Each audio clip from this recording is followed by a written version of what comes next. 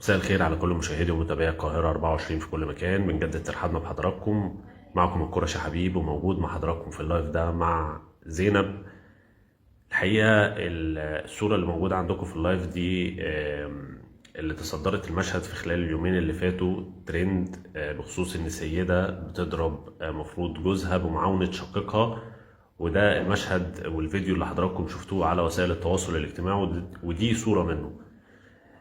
ودي احنا الحمد لله قدرنا نتوصل لزينب اللي موجودة في الفيديو، عشان نعرف منها ايه قصة الفيديو ده، ازاي اتصور، ومين الراجل اللي بيتضرب، ومين اللي كان ماسكه، وايه التفاصيل، وايه حكاية الموضوع ده بالكامل. فاحنا بنرحب بيك يا زينب على القاهرة 24. مبدئيا انا عايز اعرف، يعني اتعرف بيك الاول قبل ما اعرف الفيديو ده حصل ازاي وامتى. انا اسمي زينب جمال عبد المنصف. الفيديو ده حصل في موقف اكتوبر.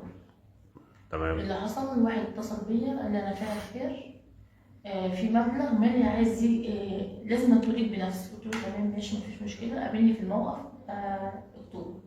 اول ما قابلته قال لي ايه ده، عرفت ان انا اعرف اوصل لك في اي حته. بصيت له قلت له ازاي انت توصل لي في اي حته؟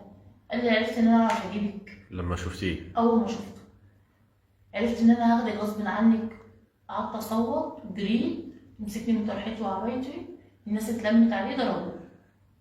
تمام. جابوه، بعد كده قعدوا يضربوا فيه. بعد كده زي ما انتوا شفتوا الفيديو ده، مسكوه الراجل، مسكه او نور ده مسكه من ظهره، وقال لي اديله بالقلم ويتصور عشان لو اي حاجه حصلت يبقى هو اللي عمل ايه فيكي كده. فلما قبل ما يحصل اي حاجه برضه طلعوا البطايق بتاعتنا، لو احنا الاتنين مطريه نفس المكان بتاعنا. هو مطريه وانا مطريه. تمام. فما لقونا مطريه قال لي ده ممكن يأذيكي في اي وقت انت وابنك. انا ابني طبعا محروق، ايده الاتنين ووشه. انا كان عندي 3 اطفال، 2 توفوا ومعايا طفل واحد بس 6 سنين اسمه فهد. متزوجة؟ لا مطلقة. تمام. جوزك بيصرف على لا جوزي ما بيصرفش. والفيديو ده وصل ترند، وصل كده ازاي؟ ايوه، مين اللي صوره؟ ده السؤال. من الناس في الموقف هم اللي صوروه للراجل ده. طب هو في كلمة كان بيقولها، بيقول لك اضربي يا زينب بحق كل لقمة انت كلتيها في بيتي. فمعنى كده ان في سابق معرفة. اللي انا عرفته بعد كده ان ده اخو واحدة صاحبتي. انا ما كنتش اعرف ان هو اخو واحدة صاحبتي اصلا، ما كنتش اعرف ان هو عارفني اصلا. انا ما كنتش اعرف ان هو يعرفني اصلا. او انا من الحوادث اللي حصلت مع عيالي انا نسيته. مش فاهم اي حاجة، واللي بيشوفنا مش هيبقى فاهم اي حاجة من اللي انت بتقوليه. انت لما كلمك هو في التليفون قلتي له؟ كلمني من رقم غريب مش تمام. قال لك انا لميت انا تبرعات؟ لا انا فاعل خير خير. جاي لي. تمام، مفيش مشاكل. لما رحتي قابلتيه انت ما عرفتهوش، بس هو عرفك. قال لي عرفت ان انا اعرف اجيبك. طيب انت ما كنتش تعرفيه كل ده؟ لا تعرفوه؟ نسيته. انا من يعني الاجواء اللي فاتت دي كلها انا بقالي سنه وشويه. مين بقى الشخص ده طلع في الاخر؟ اخو اسماء صاحبتي. طيب انت كنت بتروحي تقعدي عند اسماء؟ كنت بقعد قبل الاحداث بتاعت عيالي دي، وقبل ما اي حاجه تحصل كنت بقعد عند اسماء دي. ازيك يا اسماء، كنت بتاخد عندي بضاعه واخد عندها بضاعه كده. انت شغاله في ايه؟ انا شغاله في محل المونيوم استيراد وتصدير ألمون. اجهزه يعني. تمام ماشي، مفيش مشاكل. في شارع الطرق. تمام. هي بقى فاتحه المحل بتاعها في شارع الترول برضه، بس في اخر الترول الناحيه الثانيه. ناحيه مطراوي؟ لا ناحيه البنك الاهلي. ناحيه البنك الاهلي، تمام ماشي. النقطه دلوقتي اللي عايزين نفهمها، الراجل ده في سابق معرفة بينه وبينك، او في كان تواصل بينك وبينه، او في علاقة تربطكم ببعض غير ان هو اخو صاحبتك؟ لا اخو صاحبتي بس، ما كانش في اي علاقة. ما اتكلمتوش في التليفون قبل كده؟ ما تقابلتوش قبل كده؟ ما حصلش بينكم وبين بعض؟ ما طلبكيش للجواز قبل كده؟ لا انا كنت متجوزة. لا ما طلبنيش للجواز قبل كده. متأكدة؟ متأكدة.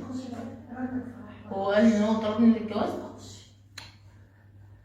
هو كان عايز يتجوزني. ايوه. بس انا ما كنتش عايزه اتجوزه. ايوه، ازاي بقى؟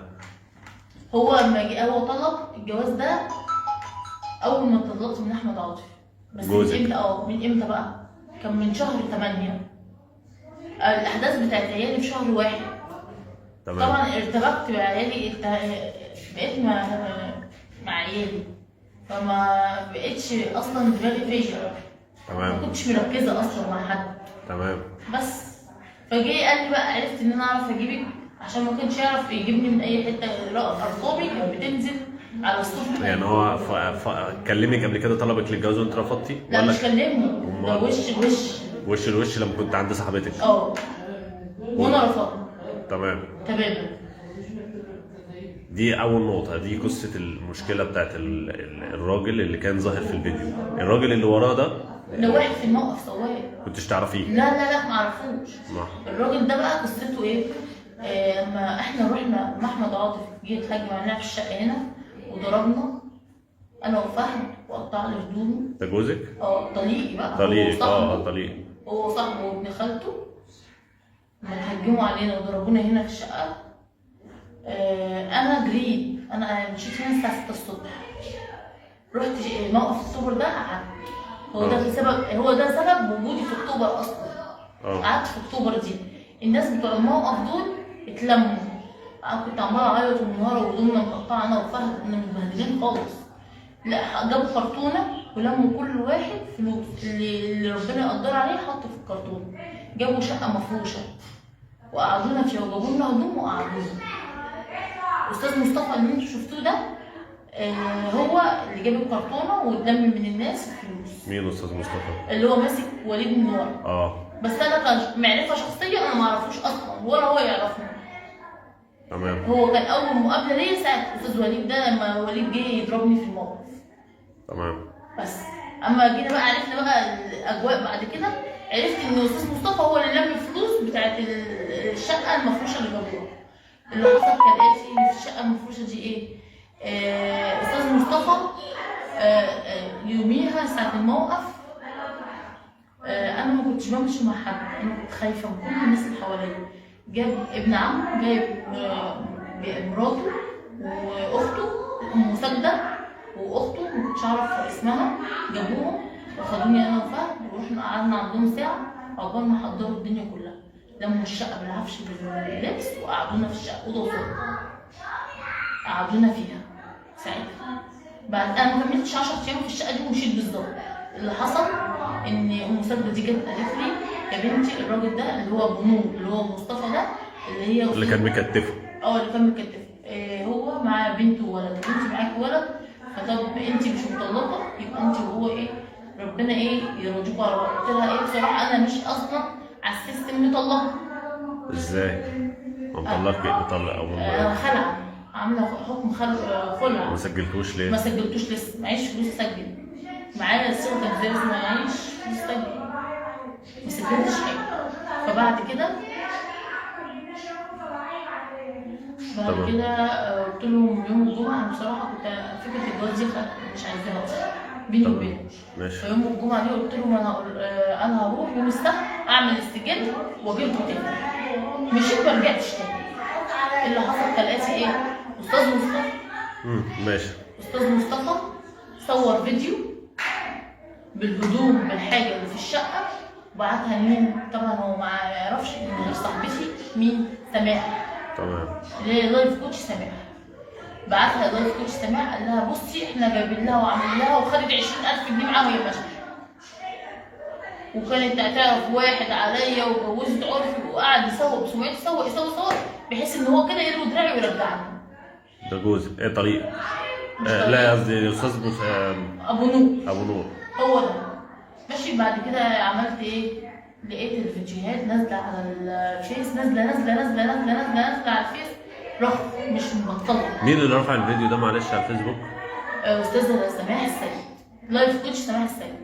دي وظيفتها ايه ولا بتشتغل ايه؟ يعني اللي هم بيقولوا ان هي ليها صفحه فيس زي اي واحد. تمام. دي اتعرفت عليها ازاي ولا بتعمل ايه؟ اتعرفت عليها استاذ يوسف الدندراوي جاب لي الشقه دي. تمام. ماشي. ودفع لي فيها 6 شهور وسابني ما سالش فيا تاني. ورحنا للدكتور لقينا فهد عملياته غاليه جدا، بعديها 950,000 جنيه. قال لي ام فهد انا مش هقدر اكمل معاكي، عشان ايه اللي هيكمل مع فهد العمليات بتاعته مبالغ عاليه جدا، محدش هيكمل معاكي. قلت له تمام ماشي. طب ايه اللي عمل الاستاذ يوسف؟ قال لي يا بنتي انا ايه مش هتبناك انت وابنك يوم الخميس. قال لي كده.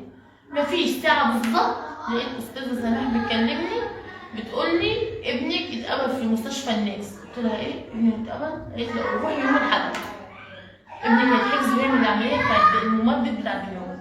هي دي سبب معرفتي باستاذه سماح، دخلتنا مستشفى الناس مع استاذ عمرو محي مع استاذه رامي. ماشي هو العلاقات العامه بتاع المستشفى. تمام ماشي. بس دي كانت بدايه معرفتي باستاذه سماح. بعد كده بقى كانت كل شويه تقعد تصور مع ابني وتنزل فيديوهات لابني على الصفحه بتاعتها. رفع الصفحه بتاعتها ما كانتش اصلا عليها مشاهدات، بدات بقى تنزل، بدات تنزلنا على الصفحه بتاعتها. الصفحه بتاعتها رفعت. بعد كده قالت لنا، بدات بقى تقول لي ايه طب ما تجيبي فهد اخرجه، طب ما تجيبي فهد اجيب له حاجه حلوه، طب ما تجيبي فهد اجيب له فاكهه، طب ما تجيبي فهد اعمل له ايه ده. انا ما اعرفش ايه اللي حصل.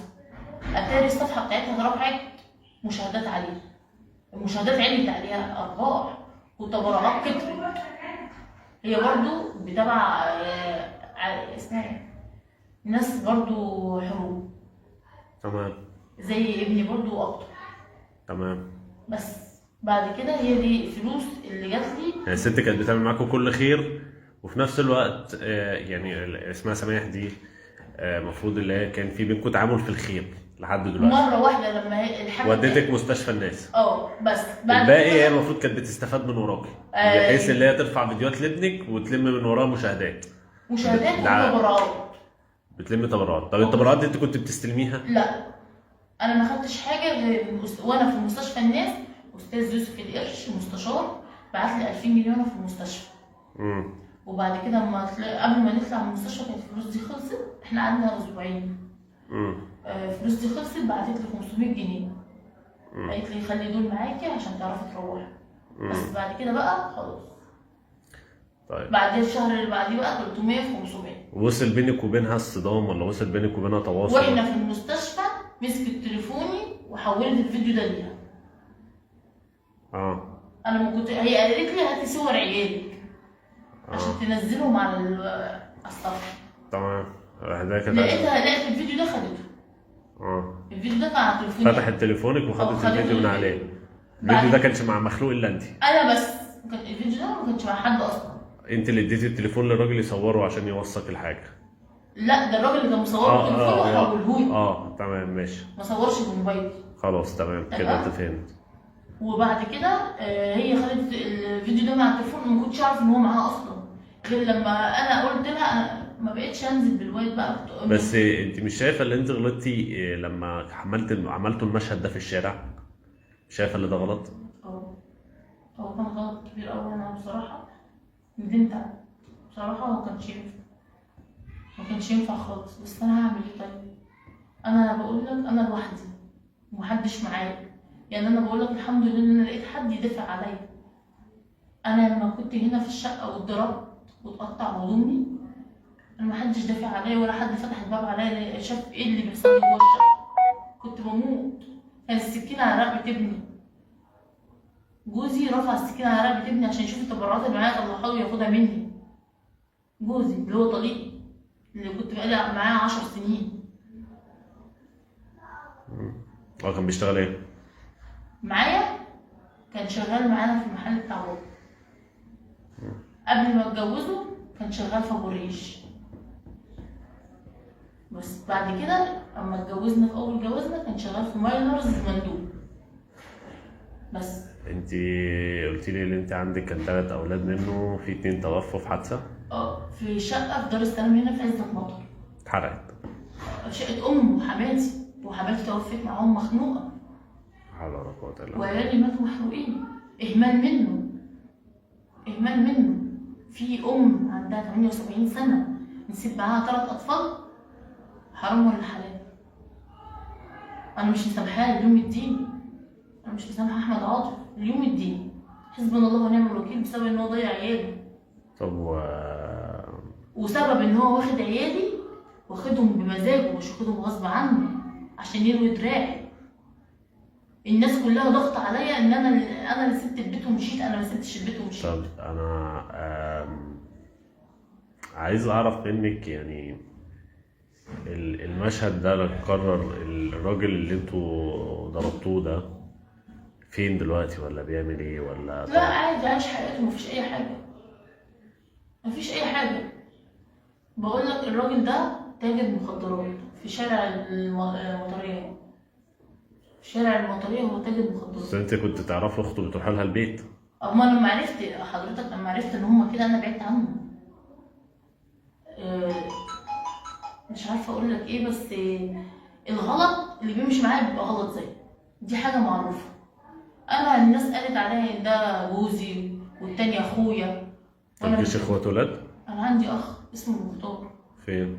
في المطريه، محامي، وبابايا محامي، واختي في معهد ألسن. مين بيصرف عليكي؟ مفيش حد بيصرف عليا، ما عنديش دخل. فين باباكي اخوكي؟ بابايا واخويا رافضيني. ليه؟ بسبب جوزي، بسبب طليقي، بسبب اختياري، لان اختياري كان من اول غلط. يعني بسبب احمد يعني ايه رافضينك؟ يعني من ساعه ما اتجوزتي طليقك ده لحد يومنا هذا هم مقاطعينك؟ لا مش حد يومنا هذا، من يوم طلاقي. ليه؟ من عشان يوم ما خد عيله ومشي. عشان من ساعه الحادثه يعني يعتبر؟ لا مش من ساعه من يوم 21/8، من يوم 21/8، من ساعه ما خد عياله ومشي من المطريه، من يوم 21/8. عيالي ميتين يوم 13، الحادثه كانت يوم 13/1، عيالي ميتين يوم 18/1. عيالي الاتنين، واحدة ماتت يوم التلات والتاني ميت يوم الخميس الصبح. شادي زينة اللي ماتت الأول يوم التلات، وشادي مات يوم الخميس. دي 2 وده 10 سنين. طيب ما هم مش متقبلينك؟ طب لما حصلت المشكله دي قالوا لي وشافوها ما تواصلوش معاكي؟ لا تواصلوا معايا وقالوا لي رجعي الولد لابوه وارجعي البيت وخشي بيت ابوكي، وانا مش هنام بابني لان ده ابني الوحيد، ده ابني من 3.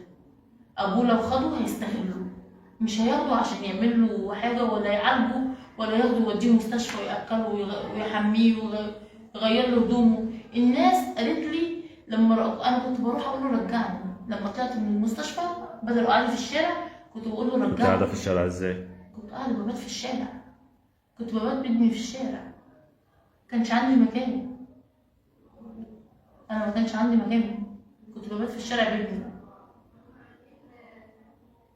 كنت بروح له اقول له رجعني، ما كانش عايز يرجعني.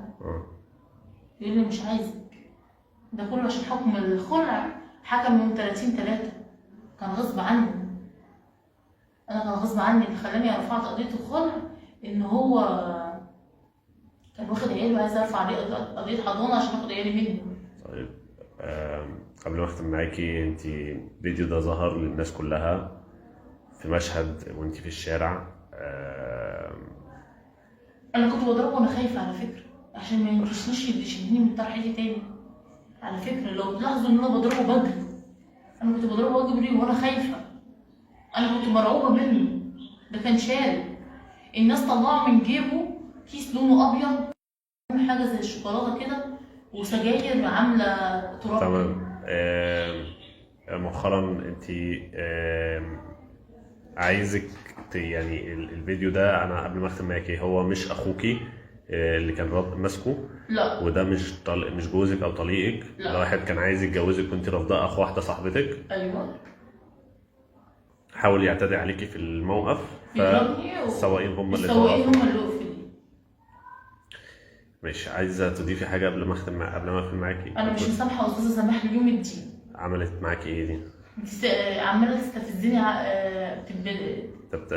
تبتزني على الصفحه، عماله تنزل لي تهديدات على الصفحه وقله ادب. ليه بقى؟ بسبب استاذ مصطفى بعت لها فيديو قال لها دي انا مديونه ليا ب20,000 جنيه، وخدت وجبت لها هدوم وعملت لها واتجوزت عرفه، وعماله عماله تشرط فيها وعماله لي ترند عشان الصفح بتاعتها تجيب ارباح وتلم على الواد اكتر.